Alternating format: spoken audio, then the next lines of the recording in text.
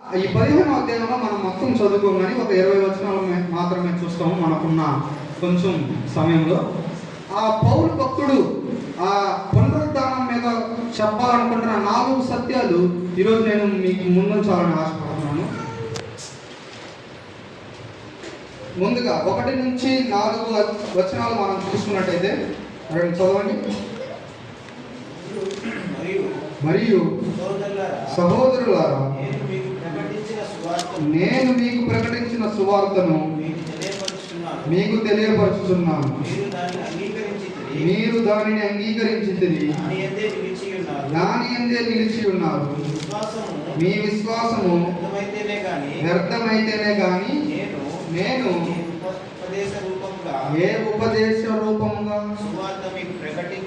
సువార్త మీకు ప్రకటించితినో ఆ ఉపదేశమును మీరు గట్టిగా పట్టుకొని ఉన్న ఎడల ఆ సువార్త వలనే మీరు రక్షణ పొందువారై యుందురు. నాకు ఇయ్యబడిన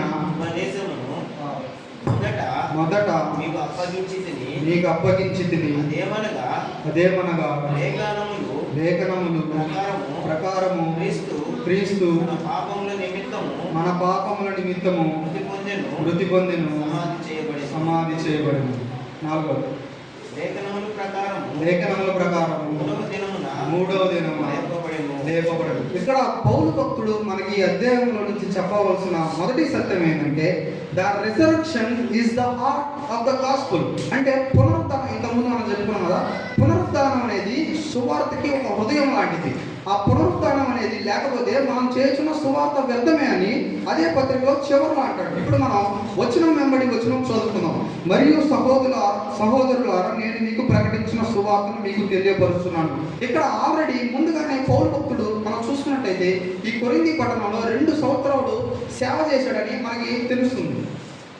అక్కడ ముందుగా ఏ సువార్త అయితే చెప్పాడో ఆ సువార్త ఏమిటి? దేవుడు మీకోసం మరణించాడు, దేవుడు మీకోసం, మన కోసం, మనందరి పాపముల కోసం 3వ దినాన తిరిగి పునరుద్ధారణే లేచాడు. రేపు మనం చనిపోయినప్పటికీ మనకి ఎటువంటి బాధ అవసరం లేదు. మనం కూడా దేవుడితో ఏదో ఒక దినాన మహిమ శరీరంతో ఆయన రాజ్యంలో యుగయుగంలో ఉంటాము అనే సువార్తను అదే చెప్తున్నాడు అనమాట. సువార్తను మీకు తెలియపరుస్తున్నాడు. ఇక్కడ పౌలు భక్తుడు కొత్తగా అతను ఏం సువార్త ఏం చెప్పట్లా, అంతకుముందు చెప్పిన సువార్తనే చెప్తున్నాడు అనమాట. 2వ వచనం, మీరు దానిని అంగీకరించితిరి, దాని యందే నిలిచి ఉన్నారు. మీ విశ్వాసం వ్యర్థమైతే కానీ నేను ఏ ఉపదేశ రూపముగా సువార్త మీకు ప్రకటించితినో ఆ ఉపదేశమును మీరు గట్టిగా పట్టుకున్న ఎడల. ఇక్కడ మీరు చూసుకున్నట్టయితే ప్రెజెంట్ కంటిన్యూస్ టెన్స్, అంటే జరగబోతున్న కార్యక్రమం అనమాట. మీరు ఒకసారి విని వదిలేయకూడదు అనమాట. అక్కడే ఉంది, మీరు గట్టిగా పట్టుకున్న ఎడల. మీ యొక్క విశ్వాసాన్ని, ఏదైనా విశ్వాసం, పౌలు భక్తుడు ప్రకటించిన సువార్త, దేవుడు మీకోసం చనిపోయాడు, దేవుడు మనందరి మానవ పాప పరిహారం కోసం చనిపోయాడు అనే ఒక సువార్తని మనం కానీ పట్టుకున్న ఎడల ఆ సువార్త వలనే మనకేమొచ్చిందంట? రక్షణ పొందువారై ఉందరు. ఆ యొక్క సువార్త వలనే మనందరికీ రక్షణ అనేది వచ్చింది అని పౌలు భక్తుడు మరొకసారి వాళ్ళకి మొదట్లో ఏమైతే చెప్పాడో అదే సువార్తను మళ్ళీ ఒకసారి వాళ్ళకి గుర్తు చేశాడు అన్నమాట. ఇప్పుడు మనం 3వ అధ్యాయం, నాకు ఇయ్యబడిన ఉపదేశమును మొదట మీకు అప్పగించితిని. అదేమనగా లేఖనముల ప్రకారం క్రీస్తు మన పాపముల నిమిత్తము మృతి పొందెను, సమాధి చేయబడెను, లేఖనముల ప్రకారం 3వ దినాన లేపబడెను. ఇక్కడ ఇందాక చెప్పుకున్నట్టే నాకు ఇయ్యబడిన ఉపదేశము అంటే పౌలు భక్తుడికి ఉపదేశాన్ని ఎవరిచ్చారు? యేసు ప్రభువే సౌలుగా ఉన్నప్పుడు దమస్కు దగ్గర దేవుడు అతనికి ప్రత్యక్షమయ్యి అప్పుడు అతడు రక్షణ పొంది ఉన్నాడని మనకి బైబిల్ బాగా చెప్తుంది అనమాట. అందుకని నాకు ఇయ్యబడిన ఉపదేశము, దేవుడి స్వయాన యేసు ప్రభువే, పునరుద్ధారణమైన యేసు ప్రభువే పౌలుకి ఇచ్చిన సువార్తని అదే కొరింథీ పట్టణ విశ్వాసులకి చెప్తున్నాడు అనమాట. అదేమనగా లేఖనముల ప్రకారం. మన గుడ్ ఫ్రైడే రోజు మీ అందరికీ చెప్పాను, యెషయా భక్తుడు 700 సంవత్సరాల క్రితమే ఎలాగ యేసు ప్రభు శిలువ మరణం ఎలాగ జరిగిద్దో మనకి క్లియర్గా అనేది మనం శుక్రవారమే చూసామన్నమాట. అలాగే లేఖనముల ప్రకారం 3వ దినాన లేవబడెను. మనం ఒకసారి హోషేయ ప్రవక్త రాసిన హోషేయ గ్రంథం 6వ అధ్యాయం 2వ వచనంలో, హోషేయ గ్రంథం 6వ అధ్యాయం 2వ వచనం.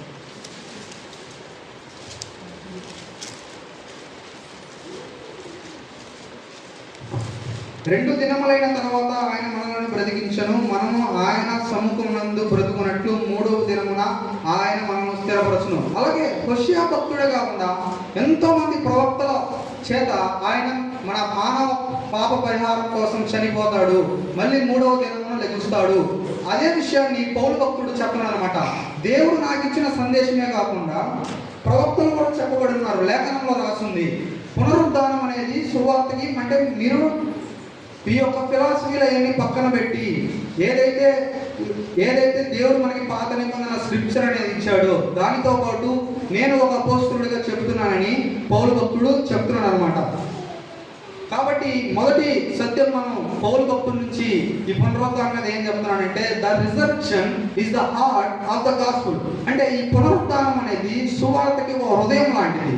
ఈ పునరుద్ధానం కానీ మనం తీసేసామంటే క్రైస్తవ్యం అనేది లేదు, సువార్త అనేది లేదు, ఏమి లేదని పౌలు భక్తుడు మరొకసారి ఆ కొరింథీ పట్టణంలో, ఆ అయోధ్యలో ఉన్న కొరింథీ భక్తుడు. కాబట్టి ఈ యొక్క మొదటి సత్యం గురించి మనం ఏం చూడాలి అంటే, మన యొక్క విశ్వాసం, మన క్రైస్తవ విశ్వాసం అనేది దేని మీద నిలబడి ఉండాలంటే పునరుద్ధానం మీద నిలబడి ఉండాలన్నమాట.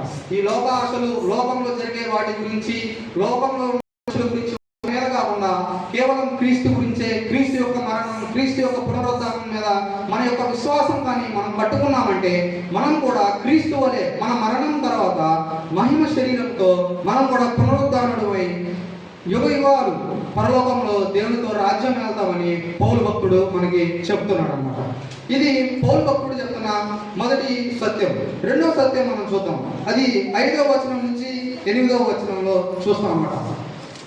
అంతకంటే ముందు చాలా మంది అన్యజనులు కావచ్చు, ఇతర మతస్థులు కానీ అడగవచ్చు అనమాట, యేసు ప్రభు తిరిగి లేచాడంటే ప్రూఫ్ ఏంది, అంటే ఒక ధృవీకరించబడింది అసలు ఏముంది, అలా ఆ ప్రశ్నకి పౌలు భక్తుడు చెప్తున్నాడు అనమాట. ఆ రెండవ సత్యం ఏంటంటే, the resurrection is a verified event. అంటే పునరుద్ధానం అనేది ధృవీకరించబడిన ఒక ఘటన.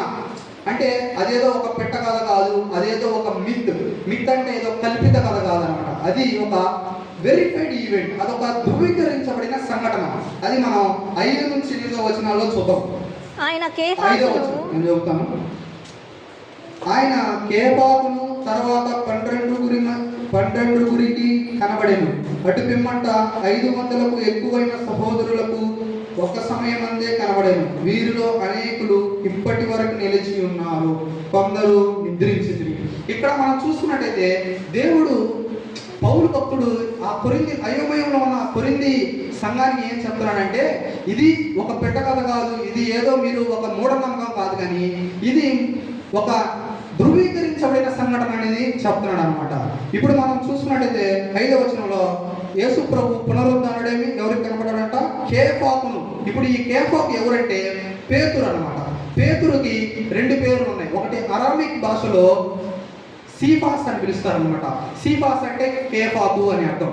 అది గ్రీకు భాషలోకి తర్జుమా చేసినప్పుడు అతని పేరు పెట్రోస్ అనే విధంగా తర్జుమా చేయబడింది. ఆ పెట్రోస్ అనేది ఇంగ్లీష్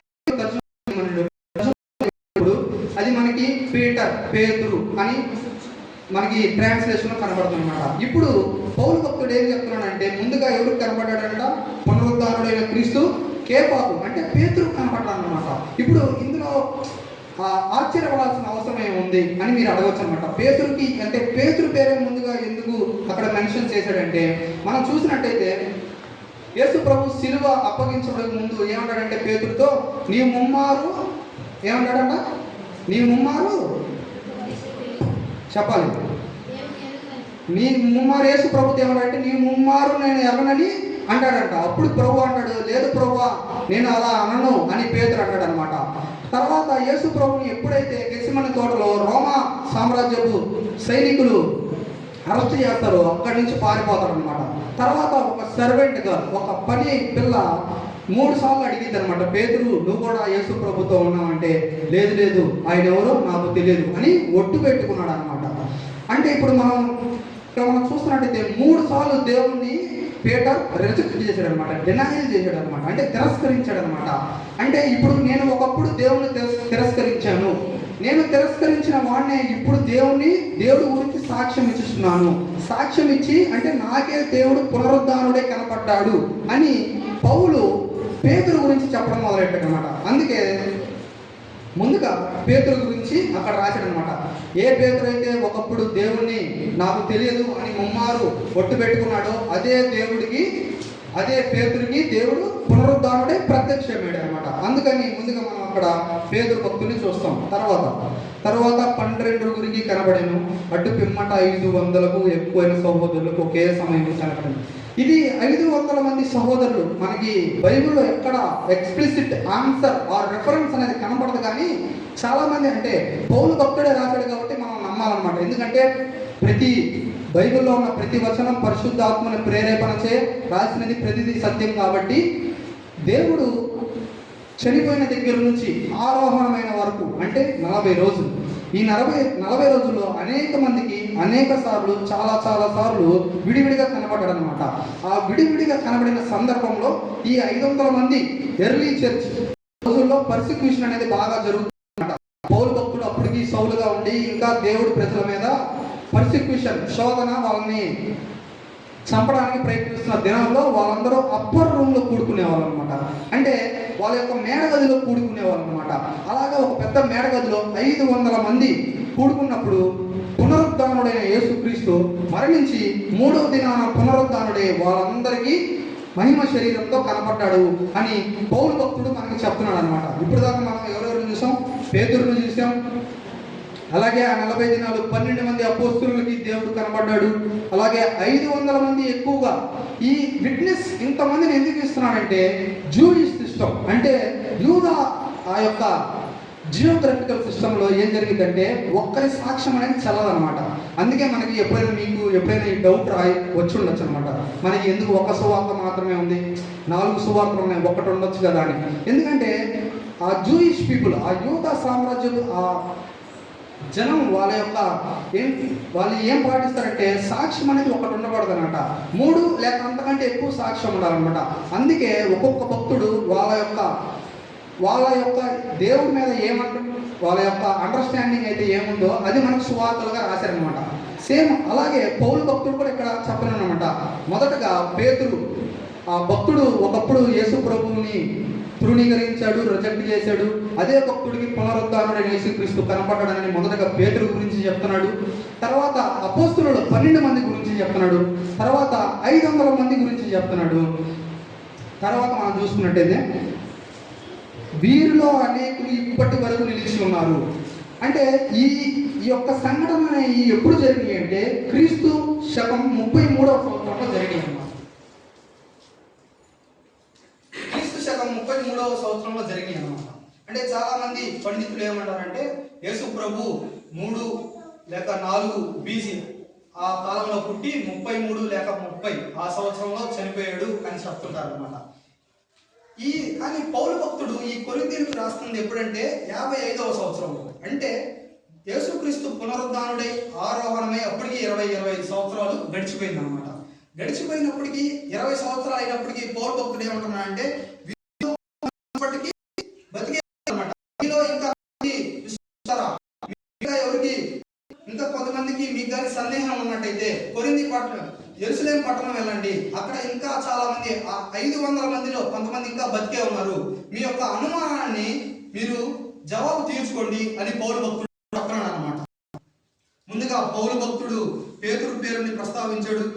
తర్వాత 12 మంది అపోస్తులు, తర్వాత 500 మంది సంఘం, తర్వాత మనం 7వ వచనం చూసుకుంటే తర్వాత ఆయన యాకోబుకును అటు తర్వాత అపోస్తులందరికీ కనబడాను. ఇప్పుడు ప్రత్యేకంగా మళ్ళీ యాకోబు.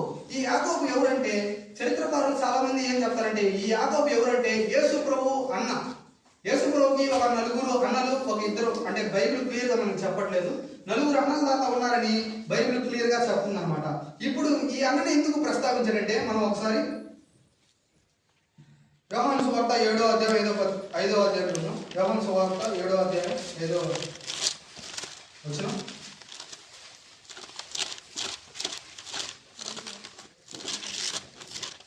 సహోదరులైనను ఆయన యందు విశ్వాసం ఉంచలేదు. ఇక్కడ మనం చూస్తున్నట్టయితే అపోస్తలుడైన యోహాను ఏం రాస్తాడంటే, యేసు ప్రభు తన పరిచర్య మొదలుపెట్టిన దినాల్లో అద్భుత కార్యాలు అన్నీ చూసిన తర్వాత కూడా ఆయన యొక్క సొంత అన్నయ్యలు కూడా యేసు ప్రభు యందు విశ్వాసం ఉంచలేదన్నమాట.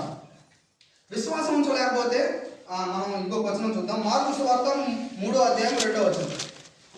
మార్కు సువార్త 3వ అధ్యాయం 2వ వచనం. అచ్చటి వారు ఆయన మీద నేరము మోపవలనని ఉండి విశ్రాంతి దినమున వాణ్ణి స్వస్థపరచునేమో అని ఆయనను కనిపెట్టుచుండ్రి. ఆయన నీవు లేచి మధ్యను నిలువమని ఊచ చెయ్యగలవానితో చెప్పి వారిని చూచి, విశ్రాంతి దినమున మేలు చేయుట ధర్మమా, కీడు చేయుట ధర్మమా, ప్రాణరక్షణ ధర్మమా? ఇప్పుడు మనం చూసినట్టయితే మార్కు సువార్త 3వ అధ్యాయం 20. ఆయన ఇంటి వారు సంగతి విని ఆయన మతి చెలించి ఉన్నదని చెప్పి ఆయనను పట్టుకొనబోయి. అంటే ఇక్కడ మనం చూస్తున్నట్టయితే మార్కు భక్తుడు ఏం రాస్తున్నాడంటే, యేసు ప్రభు చేస్తున్న అద్భుత కార్యాలు అన్నీ చూసి యేసు ప్రభు సొంత ఇంటి వారే ఏమయ్యారంట, యేసు ప్రభుకి మతి చెల్లించనిది. అంటే యేసు ప్రభు ఏదో పిచ్చోడైపోయాడు అంటే 30 సంవత్సరాలు వాళ్ళ ఇంటిలో పెరిగి ఒక్కసారిగా చేస్తుండేసరికి వాళ్ళని నమ్మబుద్ధి కాక యేసు ప్రభుకి మతి చెల్లించిన వాడై ఉన్నాడు అని మనకి మార్కు భక్తుడు చెప్తున్నాడు అనమాట. అదే విషయాన్ని పౌలు భక్తుడు ఎక్కడ రాస్తున్నాడు అనమాట. తరువాత ఆయన యాకోబును కనపడ్డాడు. అంటే ఏ అన్నయ్య అయితే ఒకప్పుడు యేసు ప్రభుని ఇతనికి మతి చెల్లించిందో అని అన్నాడో, ఆ యొక్క అన్నయ్య యాకోబు తర్వాత యేసు ప్రభు పునరుద్ధానుడు అవడం చూసి ఆ ఎర్లీ చర్చిలో ఒక గొప్ప నాయకుడిగా ఉండడం మనం అపోస్తుల కార్యం 15వ అధ్యాయంలో చూస్తున్నాం అనమాట. వీటన్నిటి బట్టి ఏమర్థం అవుతుందంటే మనకి the resurrection is a verified event. అంటే పునరుద్ధానం అనేది అంగీకరించబడిన సంఘటన అనమాట. ఇప్పుడు ఎవరైనా వచ్చి మీ కొలీగ్స్ కానీ మీ తోటి పని చేసే వాళ్ళు ఎవరైనా వచ్చి మీ దేవుడి గురించి చెప్పండి అన్నప్పుడు మనం యేసు ప్రభుని మన పాపం కోసం చనిపోయి 3వ దినాన లేచి అని చెప్పాడు అనుకో, అరే ప్రూఫ్ ఏదైనా అని ఎవరైనా అన్నారనుకో, మనం ఇక్కడ పౌలు భక్తుడు రాసిన ప్రూఫ్ అనేది మనం చూస్తాం అనమాట. ఏ భక్తుడైతే మొదట యేసు ప్రభుని తృణీకరించాడో పేతురు భక్తుడు, ఆ పేతురు భక్తుడు సాక్ష్యం చూస్తున్నాం. అలాగే 12 మంది అపోస్తుల సాక్ష్యం చూస్తున్నాం. అలాగే 500 మంది సాక్ష్యం అనేది చూస్తున్నాం. తర్వాత ఏ అన్నయ్య అయితే యేసు ప్రభువుని మతి చెల్లించిన వాడు అని అన్నాడు, ఆ అన్నయ్య సాక్ష్యం కూడా చూస్తున్నాం అనమాట. కాబట్టి వీటన్నిటి బట్టి మనకేమర్థం అవుతుందంటే, పునరుద్ధానం అనేది ఏదో ఒక కథ, ఏదో ఒక పెట్ట కథ, ఏదో ఒక మిత్ అనేది కాదనమాట. అది ఒక ధృవీకరించబడిన సంఘటన అనేది పౌలు భక్తుడు మరొకసారి కొరింథీ సంఘానికి అలాగే మనందరికీ చెప్తున్నాడు అనమాట. కాబట్టి దీన్ని బట్టి ఈ రెండవ సత్యం నుంచి మనం ఏం నేర్చుకోవాలంటే, our faith is not a blind faith అనమాట. మన యొక్క విశ్వాసం అనేది ఏదో గుడ్డిగా ఏదో 10 మంది ఫాలో అవుతున్నారు మనం ఫాలో అవుతున్నాం అని కాదనమాట. మన యొక్క విశ్వాసం అనేది ఆల్రెడీ రుజువుపరచబడిన విశ్వాసం అనమాట. మన క్రైస్తవ్యం అనేది ఎలాగైతే పునరుద్ధానం మీద ఫౌండేషన్ నిలిచి ఉన్నదో, అది ఒక ధృవీకరించబడిన సంఘటన అనేది పౌలు భక్తుడు మనకి చెప్తున్నాడు అనమాట. ఇది రెండవ సత్యం. ఇప్పుడు వరకు మనం 2 సత్యాలు అనేది చూసుకున్నాం. మొదటిది, the resurrection is the heart of the gospel. అంటే పునరుద్ధానం అనేది సువార్తకి ఒక హృదయం లాంటిదని పౌలు భక్తుడు మనకు చెప్తున్నాడు. రెండవది, the resurrection is a verified event. అంటే పునరుద్ధానం అనేది ఒక ధృవీకరించబడిన సంఘటన అని పౌలు భక్తుడు చెప్పాడు. మనం చూద్దాం. The resurrection guarantees our salvation. అంటే ఈ పునరుద్ధానం జరగడం వల్ల ఏంటంటే మనకున్న మన రక్షణకి హామీ అనేది ఇస్తుంది అనమాట. అది ఎలాగో మనం 12 నుంచి 19 వచనాల్లో చూద్దాం. నేను చదువుతాను. క్రీస్తు మృతులలో నుండి లేపబడి ఉన్నాడని ప్రకటింపబడుచుండగా మీలో కొందరు మృతుల పునరుద్ధానము లేదని ఎట్లు చెప్పుచున్నారు.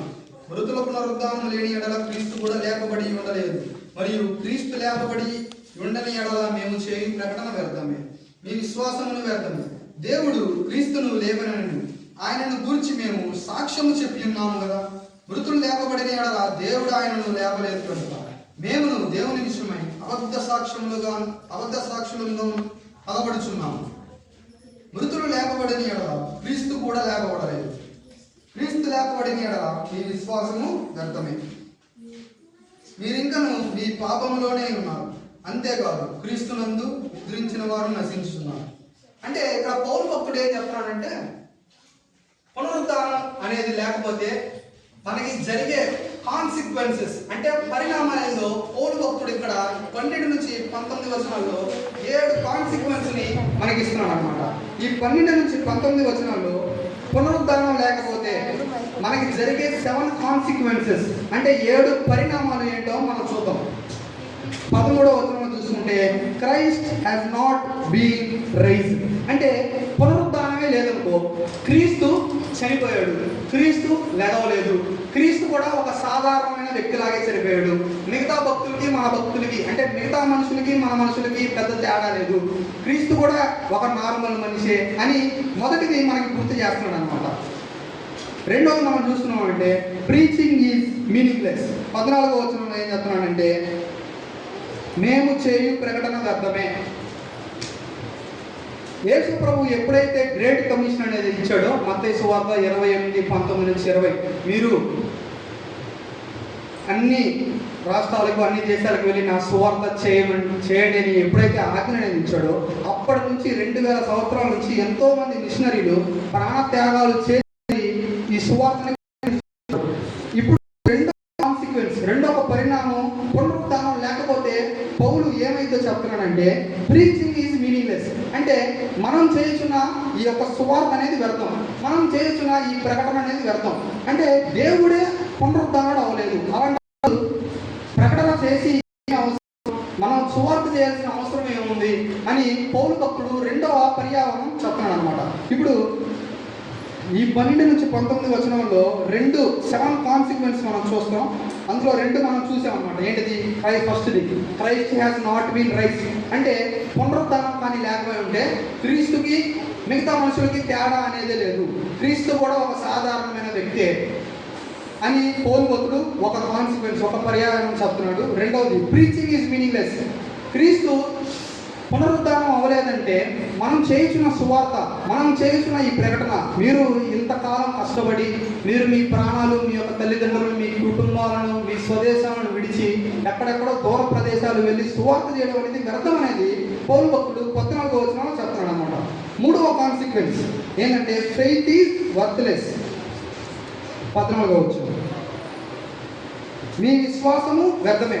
పౌలు భక్తుడు ఏం చెప్తున్నాడంటే క్రీస్తు పునరుద్ధానం అవ్వలేదంటే మీరు ఆయన మీద పెట్టిన విశ్వాసం అనేది అన్నమాట. విశ్వాసం లేనప్పుడు మీ యొక్క ఫ్యూచర్ హోప్, మీ యొక్క నిరీక్షణ ఆ ఎటర్నల్ లైఫ్ వైపు వెళ్తుందా అంటే నిత్య జీవం మీద ఉండదు. కాబట్టి మీ యొక్క విశ్వాసం వ్యర్థమే అని చెప్తున్నాడు అనమాట. 4వ విషయం 15వ వచనం చూస్తాం. Witnesses and preachers are liars అంటే విట్నెసెస్ అంటే సాక్షులు. దేవుడి గురించి దేవుడు పునరుద్ధానుడై లేచాడు అని సాక్ష్యం చెప్పడం అనేది అంటే చెప్పిన వారందరూ అబద్ధికులు అవుతారు అనమాట. అబద్ధికులు అవుతారనే కంటే దేవదూషణ అనే పదం పర్ఫెక్ట్గా సూట్ అవుతుంది అనమాట. ఎందుకంటే జూయిష్ సిస్టమ్ అంటే యూదులకి దేవదూషణ చేయడం అంటే అదొక పెద్ద పాపంగా చూస్తారనమాట. ఎందుకంటే అందుకే ఎప్పుడైనా యేసు ప్రభు నేను దేవుడు తండ్రి నన్ను పంపించాడు అని అన్న ప్రతిసారి నేను తండ్రి ఒకటై ఉన్నాము అన్న ప్రతిసారి పరిసయ్యులు సదువులు వాళ్ళందరూ ఏమన్నారంటే ఇతడు దేవదూషణ చేస్తున్నాడు అని యేసు ప్రభు మీద నింద మోపారు అనమాట. అదే భక్తు పౌలు చెప్పనమాట క్రీస్తు కానీ పునరుద్ధానం అవ్వలేదంటే మీరందరూ అబద్ధ సాక్షులు అవుతున్నారు, మనమందరం అబద్ధ సాక్షులు అవుతున్నాము అని 4వ కాన్సెప్ట్ అన్నమాట. అంటే పాపం నుంచి మనం ఇంకా విమోచించబడలేదన్నమాట. అంటే సిన్ నుంచి మనకి ఇంకా లిబర్టీ రాలేదన్నమాట. అంటే మనకి ఒక ఫ్రీడమ్ రాలేదన్నమాట. ఇంకా మనం మనం ఏమవుతాం, క్రీస్తు మన యొక్క మానవ పాప పరిహారం కోసం చనిపోయాడు అని మనం నమ్మినప్పుడు అది మనం నమ్ముతాం అనమాట. అదే మనం పునరుద్ధానం అనేది క్రీస్తు జరగలేదంటే పాపం అనేది ఇంకా ప్రపంచంలో ఉండిద్ది అని పౌలు భక్తుడు చెప్తున్నాడు అనమాట. ఆ పాపం ఉంటే ఏమైంది అనమాట, మన యొక్క ఎటర్నల్ లైఫ్ అనేది ఉండదు, మనకి నిత్యరాజ్యం అనేది ఉండదని పౌలు భక్తుడు 5వ పర్యావరణం చూస్తున్నాం అనమాట. 6th verse 18 18వ వచనం చూద్దాం. Dead believers are lost forever. అంటే క్రీస్తునందు నిద్రించిన వారందరూ నశించారు. అంటే ఇప్పటి వరకు అంటే ఎవరెవరైతే విశ్వాసులు యేసు ప్రభు నందు విశ్వాసం ఉంచి ఆయనే నిజమైన దేవుడి కుమారుడని ఆయన నందు నమ్మిక ఉంచారో వాళ్ళందరూ ఎల్లప్పటికీ నశించిపోతారన్నమాట. ఏం జరగకపోతే, పునరుద్ధానం అనేది జరగకపోతే క్రీస్తు యందు విశ్వాసం ఉంచిన వారు కూడా నశించిపోతారు.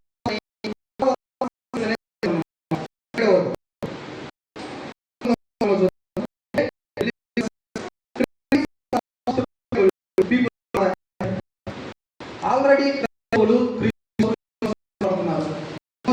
కొన్ని గ్రూప్ అనేది ఎప్పుడైతే క్రీస్తు నమ్ముకున్న వారందరూ వాళ్ళని అలా రోజుకి పెరిగిపోతున్నమాట. ఒక 2 years ఎలా జరిగిందో పరిస్థితి. అలాగే రోజు ఎంతో మంది దేవుని యొక్క విశ్వాసులు, దేవుని యొక్క సేవకులు, ఎంతో మంది దేవుని మనం చూస్తున్నమాట. అది ఏం చెప్తున్నారంటే పునరుద్ధానం, యేసు యొక్క పునరుద్ధానం జరగలేదు అంటే ఆల్రెడీ క్రైస్తవులు ఈ లోకంలో శ్రమలు పడతాం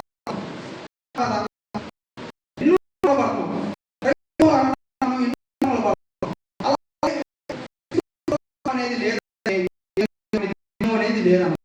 ఆ లేనప్పుడు మీరు శ్రమలు పడ్డం ఎందుకు? ఈ క్రైస్తవులు ఏమంటారు? చూసారా, ఈ జీవిత కాలము మట్టుకే మనం క్రీస్తునందు అంటే మనం ఈ ప్రపంచం అంటే ఈ యొక్క జీవితం వరకే దేవుని మీద మన యొక్క నిరీక్షణ, మన యొక్క ఆశ ఆంక్ష అన్ని పెట్టుకున్నామంటే ఒకవేళ క్రీస్తు పునరుద్ధానుడు అవ్వలేదంటే దాని యొక్క ప్రతిఫలం ఏంటంట, మనకి ఎట్టగో ఫ్యూచర్ లైఫ్ అనేది లేదు. లేనప్పుడు ఆల్రెడీ ఈ ప్రపంచంలో మనం అనేక శోధనలకి, అనేక శ్రమలకి మనం గురవుతున్నాము అని ఈ 7 పర్యావస్థలు అంటే కాన్సిక్వెన్స్, ఈ 7 మనకి గుర్తు చేస్తారనమాట. ఈ 7 గుర్తు చేయడానికి పౌలు యొక్క అంతర్యం ఏంటి అంటే దీని యొక్క మీనింగ్ ఏంటంటే the reservation guarantees our salvation. ఈ చెప్పడం వల్ల ఏంటంటే యేసుక్రీస్తు నిజంగానే పునరుద్ధానుడయ్యాడు. ఆ పునరుద్ధానుడు అవడం వల్ల మనకు రక్షణ, మన యొక్క నిత్య జీవం అనేది, మనకి ఎటర్నల్ లైఫ్ అనేది మనకి హామీ ఇస్తున్నాడు అనమాట పౌలు. కాబట్టి ఈ 3వ సత్యం ఏమంటే యేసుక్రీస్తు పునరుద్ధానం ద్వారా మనకి రక్షణ అనే ఒక హామీ అనేది ఉందన్నమాట. హామీ అనేది లేకపోతే ఇప్పుడు మనం చూసుకున్నాం కదా 7 కాన్సిక్వెన్స్ మనం చూసుకున్నాం కదా ఏంటంటే క్రీస్తు కూడా చనిపోయాడు ఒక మామూలు వ్యక్తిలాగే. మనం చేస్తున్న సువార్త వ్యర్థమే, మీ యొక్క విశ్వాసం వ్యర్థమే, మీరు అబద్ధ సాక్షులై ఉన్నారు. ఈ ప్రపంచంలో పాపం ఇంకా రూల్ చేస్తూ ఉంది. అలాగే మీ యొక్క బిలీవర్స్ ఎవరైతే ఉన్నారో డెడ్ బిలీవర్స్, దేవుడు నిద్రించారో వాళ్ళకు కూడా నిత్య జీవం అనేది లేదు. ఇలాగా 7 కాన్సిక్వెన్స్ అనేది పౌలు చెప్పాడు అనమాట. ఈ చెప్పడానికి అర్థం ఇప్పుడే మనం విన్నాం అనమాట. ఈ చెప్పడం వల్ల దాని అర్థం ఏంటంటే పునరుద్ధానం జరిగిందని పౌలు ఇంకా చాలా గట్టిగా చెప్తున్నాడని మనకు అర్థమవుతుంది అనమాట. ఇప్పటి వరకు మనం 3 సత్యాలు అనేది చూసామన్నమాట. మొదటిది ఏంటంటే the reservation is the heart of the gospel. సువార్తకి పునరుద్ధానం అనేది ఒక పునాది రాయి లాంటిది, ఒక హృదయం లాంటిది. పునరుద్ధానం లేకపోతే మన యొక్క సువార్త అనేది లేదు, మనకు క్రైస్తవ్యం అనేది లేదని పౌలు భక్తుడు చెప్తున్న మొదటి సత్యం. రెండవ సత్యం the reservation is a verified event. పునరుద్ధానం అనేది ఏదో ఒక కహాని కానీ అది ధృవీకరించాలని పౌలు భక్తుడు చెప్తున్నాడు అనమాట. మూడవది సత్యం ఏం చూస్తున్నామంటే the reservation guarantees our salvation. అంటే పునరుద్ధానం జరగడం వల్ల మనకి రక్షణ అనేది మనకి గ్యారంటీగా వస్తుంది అని పౌలు భక్తుడు మనకి చెప్తున్నాడు అనమాట. ఇప్పుడు 4వ సత్యం పౌలు భక్తుడు ఏం చెప్తున్నాడో చూసి మనం ముగించుకున్నాం. 20 నుంచి 22వ వచనాలు మనం చూసుకున్నట్టయితే the reservation secure hour hope. అంటే ఈ పునరుద్ధానం అనేది మన భవిష్యత్ నిరీక్షణను భద్రపరుస్తుంది అన్నమాట. ఎలాగ భద్రపరుస్తుందో మనం చూద్దాం. 20వ వచనం, ఇప్పుడైతే నిద్రించిన వారిలో ప్రథమ ఫలముగా క్రీస్తు మృతులలో నుండి లేపబడి ఉన్నాడు. మనుష్యుని ద్వారా మరణం వచ్చను కనుక మనుష్యుని ద్వారానే మృతులు పునరుద్ధానముగా కలిగారు. ఇక్కడ పౌలు భక్తుడు ఏం చెప్తున్నాడంటే ఇప్పుడు ఈ ప్రథమ ఫలం అనేది ఆ జూయిష్ పీపుల్కి చాలా ముఖ్యం అనమాట. ఎక్కడంటే మనం లేవీ కాండం 23వ అధ్యాయం 10వ వచనం చూసినట్టయితే ఎవరైనా చదవండి. లేవీ కాండం 23వ అధ్యాయం 10వ వచనం.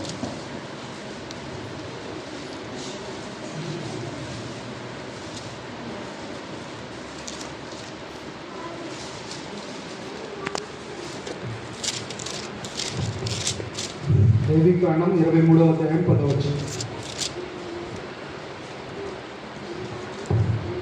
నీవు ఇశ్రాయేలుతో ఇట్లనుము, నేను మీకు ఇచ్చుచున్న దేశమునకు మీరు వచ్చి దాని పంటను కోయినప్పుడు మీ మొదటి పంటలో ఒక పనను యాజకుని వద్దకు తేవలను. ఇక్కడ మనం చూస్తున్నట్టయితే మోషే భక్తుడికి దేవుడు ఆజ్ఞ ఏమిస్తున్నాడంటే, నేను మీకు ఇస్తున్న ఆ ప్రామిస్ ల్యాండ్, వాగ్దాన భూమిలోకి మీరు వచ్చినప్పుడు ఏం చేయాలంట, మీ యొక్క ప్రథమ పంటనంట ఎవరికి ఇవ్వాలంట, దేవునికి ఇవ్వాలంట. అలాగే మనం ఇక్కడ ఈ 15వ అధ్యాయం 20 వచనంలో మనం ఏం చూస్తున్నాం అంటే, నిద్రించిన వారిలో ప్రథమ ఫలముగా క్రీస్తు మృతులలో నుండి లేపబడి ఉన్నాడంట. అంతవరకు మరణించిన వారు ఎప్పుడు లేచింది లేదనమాట. కొంతమంది లేచారు. యేసు ప్రభువే లాజరుని మనం లేపడం చూసాము. అలాగే ఒక ఇద్దరు ముగ్గురిని బైబిల్లో యేసు ప్రభు వాళ్ళ యొక్క మరణం నుండి తిరిగి లేపడం మనం చూస్తామన్నమాట. కాకపోతే వాళ్ళ యొక్క తిరిగి లేచిన తర్వాత కూడా వాళ్ళు మళ్ళీ మరణించడం జరిగిందనమాట. కానీ యేసు ప్రభు మాత్రమే మరణం నుంచి ప్రథమంగా చూస్తున్నాం. అది 21వ వచనం యొక్క వ్యాఖ్యానం. 21 మనుషుల ద్వారా మరణం వచ్చాను కనుక మనుషుని ద్వారానే మృతులు పునరుద్ధానం కలిగను. ఇక్కడ ఏం చెప్తారంటే పౌలు భక్తుడు మనిషి ద్వారా, అంటే పౌలు భక్తుడు రోమా సంఘాన్ని కూడా ఏం చెప్తారంటే, మనిషి పాపం చేయడం వలన మాత్రమే ఈ లోకంలోకి మరణం అనేది వచ్చిందనమాట. పాపం యొక్క కాన్సిక్వెన్స్ ఏంటంటే మరణం. అదే పౌలు భక్తుడు మరొకసారి ఇక్కడ చెప్పడం అనమాట. పాపం ద్వారానే మరణం అనేది వచ్చింది కాబట్టి మనుషుల ద్వారానే మృతులు పునరుద్ధానం కలిగింది. ఇది ఎవరి జీవితంలో నెరవేరిందంటే యేసుక్రీస్తు జీవితంలో మనం చూస్తాం అన్నమాట. మనం ఏదైనా మనలో ఆదాము హవ్వ ఎప్పుడైతే దేవుడికి అవిధులై పాపం చేశారో అప్పుడు మరణం అనేది భూమి మీదకి వచ్చిందనమాట. ఆ భూమి మీదకి వస్తే కడపటి ఆదాము అంటే యేసుక్రీస్తు ద్వారా మనకి పునరుద్ధానం అనేది కలిగిందనమాట. ఈ పునరుద్ధానం కలగడం వల్ల మనకి ఏం జరుగుతుందంటే, అలాగనే క్రీస్తునందు అందరూ బ్రతికింపబడదురు. అంటే యేసు ప్రభు సర్వమానవుల కోసం ఎలాగైతే చనిపోయాడో, ఆయన యొక్క మరణం ద్వారా మన యొక్క పాపాలకు అటాన్మెంట్ అంటే పాప ప్రాయశ్చిత్తం అనేది ఎలా జరిగిందో, ఆయన యొక్క పునరుద్ధానం ద్వారా మనకి ఏం జరిగిందంటే, మనం అందరం అంట మహిమ శరీరంతో రాబోయే రోజుల్లో మనం చనిపోయినప్పటికీ ఈ జీవితంలో ఒకవేళ యేసు ప్రభు రాగలే మనం చనిపోయినప్పటికీ మనకి ఎటువంటి బాధ, ఎటువంటి యాగని అనేది మనకు ఉండకూడదు అనమాట. ఎందుకంటే మనం ఆయన యొక్క రెండవ రాకడలో మనం మహిమ శరీరంతో పునరుద్ధానం అవుతామని అపోస్తలుడైన పౌలు కొరింథీ సంఘానికి అలాగే మనందరికీ తెలియజేస్తున్నాడు అనమాట. కాబట్టి ఈ 4వ సత్యం నుండి మనం ఏం తెలుసుకోవచ్చు అంటే, we should live not with fear but with eternal hope. అంటే మనం ఈ జీవితం అనేది ఏదో భయపడుతూ చేయకూడదు, కానీ మనకంటూ ఒక ఆశ, మనకంటూ ఒక నిరీక్షణ, మనం కూడా ఏదో ఒక రోజు యేసు ప్రభు ఎలాగైతే పునరుద్ధానుడై లేచాడు, నేను కూడా యేసు ప్రభు రాకడలో పునరుద్ధానుడు అవుతాను అని ఆ నమ్మకంతో ఈ విషయాన్ని మనం జ్ఞాపకం చేసుకున్నాం అన్నమాట. ముఖ్యంగా ఈ విషయం మనం చూసుకున్నట్టయితే మిగతా మతాలు అంటే ప్రత్యేకంగా ఇక్కడ చాలా మంది హిందూ బ్యాక్గ్రౌండ్ నుంచి వచ్చి ఉండొచ్చు.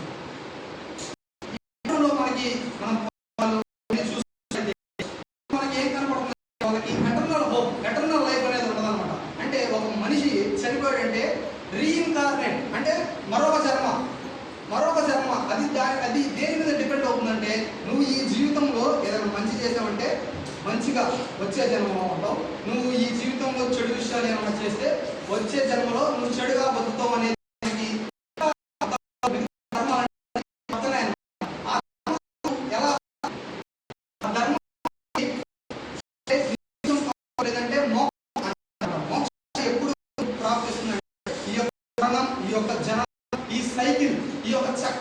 తప్పించుకున్నప్పుడే నీకు ఎటర్నల్ లైఫ్, మోక్షం అనేది లభిస్తుంది అనమాట. ఈలోపు రీఇన్కార్నేట్ ఎన్ని జన్మలైనా అనే సిద్ధాంతాన్ని వాళ్ళు నమ్ముతూ ఉంటారనమాట. మనకి బైబిల్ అది చెప్పట్లేదు, మనకి క్రైస్తవులుగా అపోస్తలుడైన పౌలు అది చెప్పట్లేదు అనమాట. మన యొక్క విశ్వాసం ఈ జీవితంలో ఎన్ని కష్టాలు ఉన్నా, ఈ జీవితంలో ఎన్ని శ్రమలు ఉన్నా, దేవుడి కోసం శ్రమ పడినా మనకంటూ ఒక పునరుద్ధానం అనేది ఉంది అని పౌలు భక్తుడు మనకి ఖండిగా ఈరోజు మనకి చెప్తున్నాడు. అది మనం ఈ 4 విషయాల్లో చూస్తే ఇంతవరకు చూసాం. దేవుడు ఈ మాటలన్నింటినీ దీవించును గాక. కళ్ళు మూసుకున్నాం, ప్రార్థించు.